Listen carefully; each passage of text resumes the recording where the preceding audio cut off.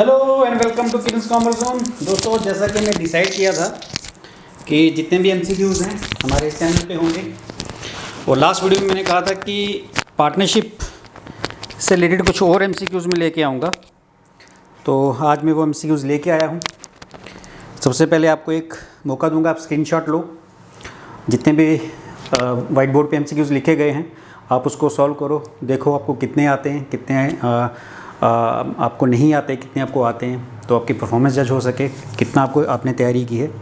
तो 10 सेकंड के लिए स्क्रीन से हट रहा हूँ, पहले स्क्रीनशॉट लीजिए।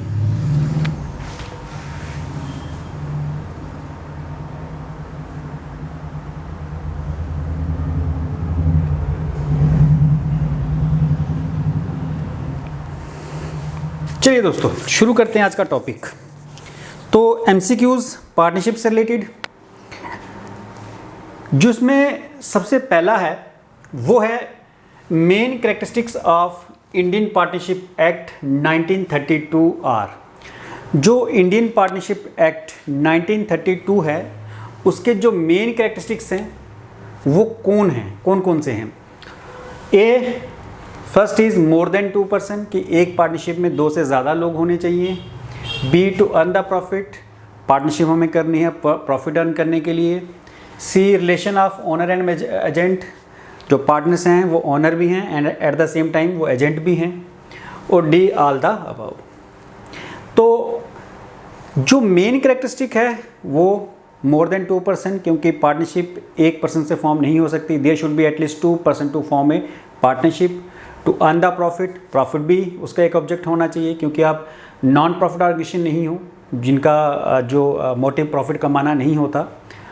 तीसरा, relation of owner and agent भी होना ज़रूरी है, कि ओनर भी है और मालिक भी है और नौकर भी है। ओनर की तरह भी काम कर रहा है, एज एन एजेंट के तौर पे भी काम कर रहा है। पार्टनर्स बोथ ओनर और एजेंट होते हैं।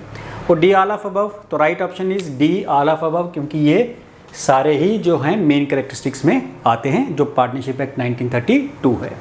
चलिए, moving on to next is profit and loss on revaluation is borne by. आपको याद होगा मैंने रिवैल्यूएशन अकाउंट बताया था, उसमें मैंने कहा था उसमें जो भी प्रॉफिट और लॉस होता है वो किसका होता है, वो होता है ओल्ड पार्टनर्स का।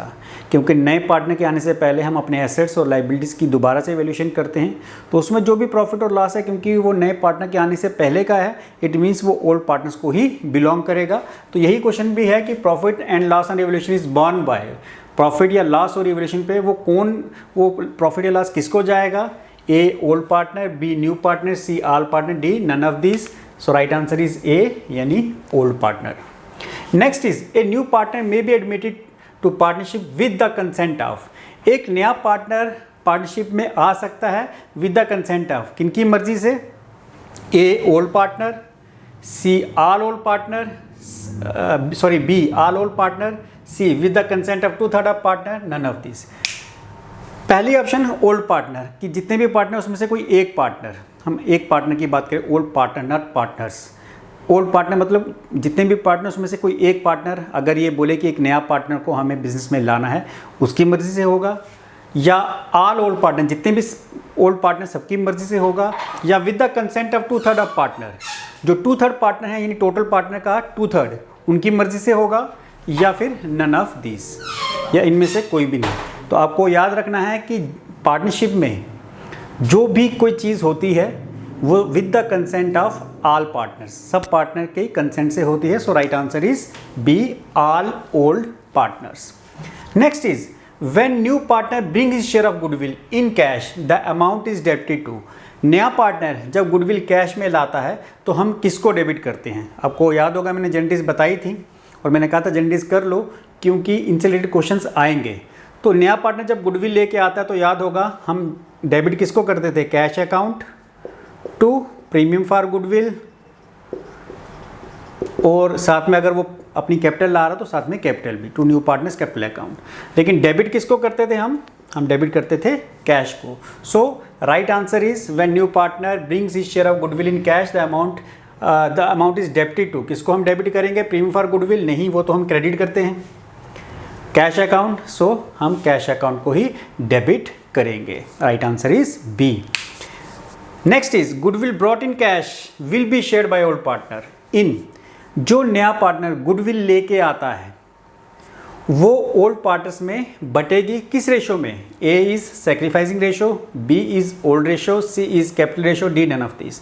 तो दोस्तों मैंने बताया था कि जो नया पार्टनर गुडविल लेके आएगा वो ओल्ड पार्टनर्स में बटेगी, लेकिन किस रेशो में? जिस रेशो में वो सेक्रीफाइस करेंगे। नए पार्टनर को अकोमोडेट करने के लिए जो ज़्यादा शेयर देगा उसको ज़्यादा गुडविल मिलेगी। तो वो गुडविल जो है वो बढ़ती है according to sacrificing ratio. So right answer is A. In the event of death of partner, अगर किसी पार्टनर की डेथ हो जाती है, the accommodated profit and losses are shared by the partner in their. अगर किसी पार्टनर की death हो जाती है तो उसमें जो भी हमारे पास प्रॉफिट या लॉस है वो हम पार्टनर्स में बांटते हैं। किस रेशो में? Option is A old profit sharing ratio, B new profit sharing ratio, C equal ratio. तो जो भी प्रॉफिट या लॉसेज हैं अगर किसी पार्टनर की डेथ हो भी जाती है तो हमें उनको ओल्ड रेशो में ही बांटना होता है। So right answer is A. Next is the old profit share ratio of XYZ is 2:1। जो old partners profit sharing ratio है XYZ की वो क्या है? 2:1। New profit share ratio after B's retirement, B retire हो जाता है और न्यू रेशो ए और सी की होती है 3:2। कहता है गेनिंग रेशो क्या होगी? अब ये मैंने कहा था कि कुछ क्वेश्चंस ऐसे भी होंगे जिनकी आपको कैलकुलेशन करनी पड़ेगी। तो अगर आपने सीखा हुआ है न्यू रेशो निकालना, गेनिंग रेशो निकालना, तो ये बिल्कुल आसान है। हम गेन कैसे निकालते हैं? गेन निकालने का फॉर्मूला है new share minus old share. तो कर लो, क्योंकि बी रिटायर हो चुका है, बी को तो हमने देखना नहीं है, हमें देखना सिर्फ ए और बी नहीं वाई रिटायर हो चुका है, हमें देखना सिर्फ एक्स और जेड को। एक्स और जेड का न्यू शेयर यहाँ से देख लो 3:2 है, यानी 3/5 माइनस ओल्ड शेयर एक्स का कितना था? 2/5। ये दोनों सेम है तो 1/5 ये आ गया एक्स का। वाई तो रिटायर हो गया, जेड का भी निकाल लो, सेम फॉर्मूला। न्यू शेयर यहाँ से ले लोगे 2/5 माइनस ओल्ड शेयर जेड का ये है एक्स, वाई और जेड का 1/5। दो में से एक माइनस कर लेंगे 1/5। तो गेनिंग रेशो क्या रही आपकी? 1/5:1/5 मतलब 1:1। सो राइट आंसर इज सी, यानी 1:1। चलिए नेक्स्ट पे आते हैं।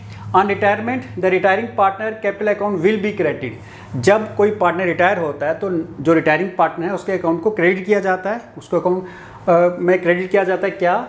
ए ही शेयर ऑफ गुडविल, या गुडविल ऑफ फर्म, या share of goodwill of remaining partner, none of this. देखो जब कोई पार्टनर रिटायर होता है तो उसको गुडविल दी जाती है, लेकिन कौन सी गुडविल? फर्म की गुडविल या रिमेनिंग पार्टनर्स की गुडविल या उसका खुद का शेयर? सिंपल है, ये तो उसका खुद का शेयर ही मिलेगा। So right answer is his share of goodwill. उसको जो उसकी गुडविल का शेयर है वो उसको दिया जाता है। Next is the executor will be paid interest on the amount due from date of death of partner at. मतलब अगर किसी पार्टनर की डेथ होती है तो उसके एग्जीक्यूटर्स को जो इंटरेस्ट दिया जाता है, क्योंकि डेथ के बाद एक पार्टनर की डेथ हो गई तो उसकी कैपिटल उसकी लोन में कन्वर्ट हो जाती है, तो उस पर जो इंटरेस्ट दिया जाता है वो कितने परसेंट होता है? A is 5%, B 6%, C 7%, D is interest is not paid. तो उसकी क्योंकि कैपिटल लोन में कन्वर्ट हो जाती है तो उसको 6%, ये मैं rules in the absence of partnership deed में भी बताया था कि 6% हमें जिस पार्टनर ने लोन दिया है उसको इंटरेस्ट देना होता है। Next is on admission of new partner the decrease in value of asset is debited to. जब नया पार्टनर की एडमिशन होती है तो हम एक रिवैल्यूएशन अकाउंट बनाते हैं, उस रिवैल्यूएशन अकाउंट में हम एसेट्स लायबिलिटीज की इंक्रीज डिक्रीज रिकॉर्ड करते हैं। तो कहता है decrease in value of asset, asset की वैल्यू में डिक्रीज जो है इज डेबिटेड टू, उसको हम डेबिट करते हैं रिवैल्यूएशन अकाउंट में। उसको डेबिट करते हैं किस में? A profit and loss adjustment account में, बी एसेट अकाउंट में, C old partners capital account में, या नन ऑफ दीज। तो क्वेश्चन ये है कि जब नया पार्टनर आता है तो उसमें जो एसेट की डिक्रीज होती है उसको हम कहाँ शो करते हैं? तो ऑप्शन 4 है profit and loss adjustment account, asset account, old partners capital account, none of these. So right answer is profit and loss adjustment account. अब आप बोलोगे आपने पढ़ा नहीं है, रीवैल्यूएशन अकाउंट को ही profit and loss adjustment account भी बोलते हैं, इसीलिए मैंने ये profit and loss adjustment account लिखा है, क्योंकि रीवैल्यूएशन अकाउंट तो आपको पता ही है, तो रीवैल्यूएशन अकाउंट का ही दूसरा नाम profit and loss adjustment account है। चलिए next is in the absence of agreement partners are not entitled to receive. कहता अगर एग्रीमेंट नहीं बना हुआ, इट मीन्स अगर जो आपका पार्टनरशिप एग्रीमेंट है वो रिटर्न में नहीं है, मतलब ओरल में है, तो partners are not entitled to receive. तो पार्टनर्स को क्या नहीं मिलता? A salary, B commission, C interest and capital, D all of this.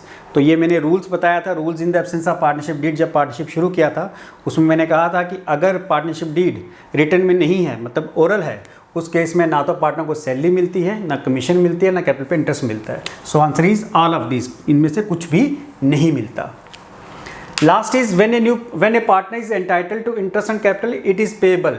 अगर किसी पार्टनर को कैपिटल पे इंटरेस्ट देना है तो इसको हम कहाँ से पे करेंगे? A option is out of profit, B out of capital, C both out of capital out of profit, D none of this. तो याद रखो मैंने कहा था कि पार्टनर्स को जो कैपिटल पे इंटरेस्ट देना है वो हमेशा हम अपने प्रॉफिट में से ही देते हैं, आउट ऑफ प्रॉफिट। सो ये थे MCQs।